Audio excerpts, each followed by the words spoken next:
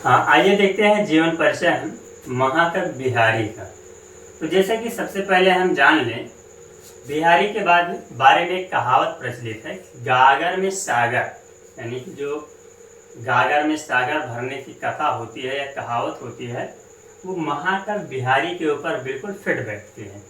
और ऐसा भी कहा गया है कि यदि सूर्यदास जो हैं वो सूर्य हैं और तुलसी जो है वो शशि हैं, तो महाकवि बिहारी भी ऐसे मेघ हैं जिनकी आते ही सभी का जो रंग है वो फीका पड़ जाता है। ठीक है, तो आइए हम देखते हैं। बताया गया कि महाकवि बिहारी जो हैं वो रीत काल के प्रतिनिधि कवियों में से एक माने जाते हैं।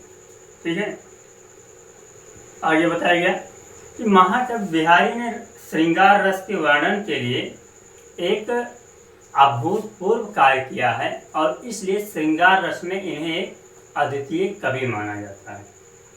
आगे बताया गया कि महाकवि बिहारी एक ऐसे कवि हैं जिन्होंने दोहे रूपी गागर में सागर भरने का काम किया है। बताया गया है कि महाकवि बिहारी का जन्म जो है वो ग्वालियर के निकट, यानी कि महाकवि बिहारी का जन्म ग्वालियर के निकट बसुआ, ग्वालियर के निकट बसुआ गोविंदपुर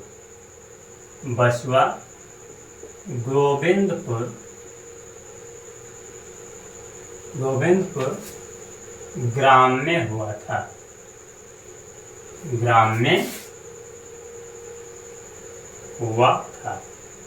ठीक है, इनका जन्म बताया गया, यहाँ पर इनका जन्म हुआ था। आगे बताया गया कि इनका जन्म जो है उस सन 1603 ईस्वी में, यानी कि सन 1603 ईस्वी में हुआ था। ठीक है, आगे बताया गया कि इनके पिता का जो नाम था वो केशव राय था। आगे बताया गया है कि इनका जो विवाह हुआ था वो मथुरा में हुआ था। ठीक है, लेकिन अपनी ये युवावस्था के दौरान, यानी कि विवाह होने के दौरान, ये ज़्यादातर मथुरा में ही रहे और वहाँ पर मथुरा में रह करके ये कुछ समय तक, मथुरा के बाद में आगरा के राजा मिर्जा जय सिंह के यहाँ, रहे। और बताया गया है कि ये उनके दरबार में अष्ट कवियों में से, या उनके दरबार में इन्हें एक प्रमुख स्थान मिला हुआ था। ठीक है, आगे बताया गया कि बिहारी जी एक श्रृंगारिक अन्योक्ति ने राजा को सचेत करने का कार्य किया, यानी कि इन्होंने एक ऐसा दोहा बताया जिस पर जो राजा जो थे वो सचेत हो गए। अर्थात ऐसा माना जाता है कि जो राजा जयसिंह थे वो नवविवाहिता के प्रेम में इतने डूब गए थे कि वो अपने राजकाज का सारा काम भूल चुके थे। तब महाकवि बिहारी ने उन्हें एक दोहे के माध्यम से राजकाज में ध्यान या अपने राजकाज के कार्य पर लौटने के लिए सचेत किया। ठीक है, और उन्होंने इस दोहे से राजा जयसिंह की आंखें खोल दी।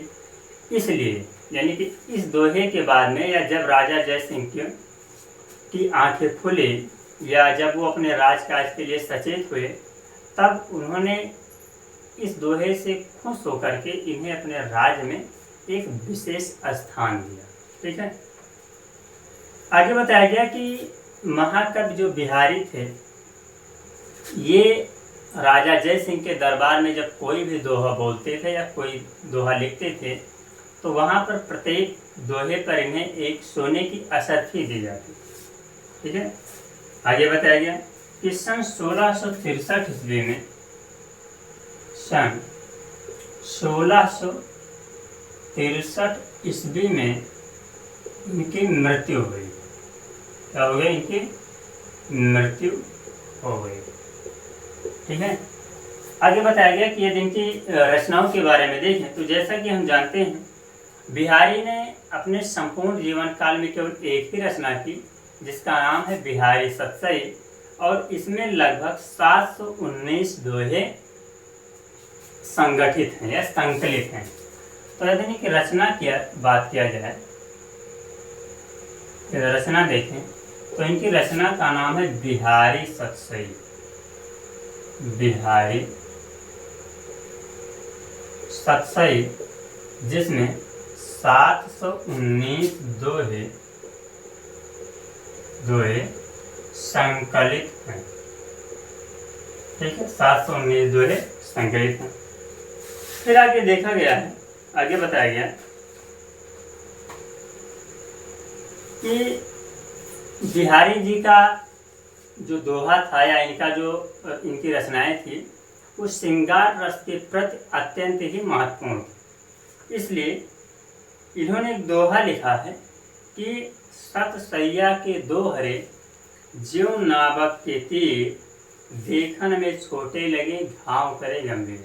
अर्थात कहने का मतलब है कि इनके जो दोहे थे या महाकवि बिहारी के दोहे थे, ये दोहे जो नाव चलाने वाला नाविक होता है उसके तीर के समान या उसके पतवार के समान थे, जो कि देखने में तो छोटे लगते थे लेकिन वो जो घाव बहुत गंभीर करते थे। अर्थात इनके दोहे जो है वो देखने में या पढ़ने में तो बहुत छोटे होते थे, लेकिन उनका जो अर्थ होता था वो अपने आप में बहुत विस्तृत होता था। ठीक है, फिर महाकवि बिहारी ने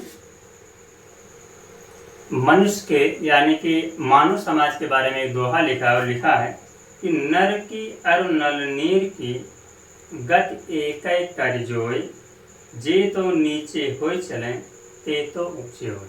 अर्थात उन्होंने कहा है कि नर की अरु नल नीर की, यानी कि बताया गया है कि नर में होता है इंसान, नल यानी कि नल का जो पानी होता है जिसे हम लोग कहते हैं नीर, तो ये दोनों पर इन्होंने ये उदाहरण दिया है कि जो इंसान होता है या नल का जो पानी होता है, यानी कि ये हमेशा जो होता है पानी जो हमारा है वो हमेशा देखा जाए तो बिल्कुल लोअर पोजीशन पर यानी कि निचली सतह पर चलता है, लेकिन इसकी खूबियों के कारण लोग इसको सबसे टॉप पोजीशन पर रखते हैं। जैसे हम लोग देखते हैं कि जो पानी की टंकी वगैरह होती है तो घर के सबसे टॉप पोजीशन पर रखा जाता है।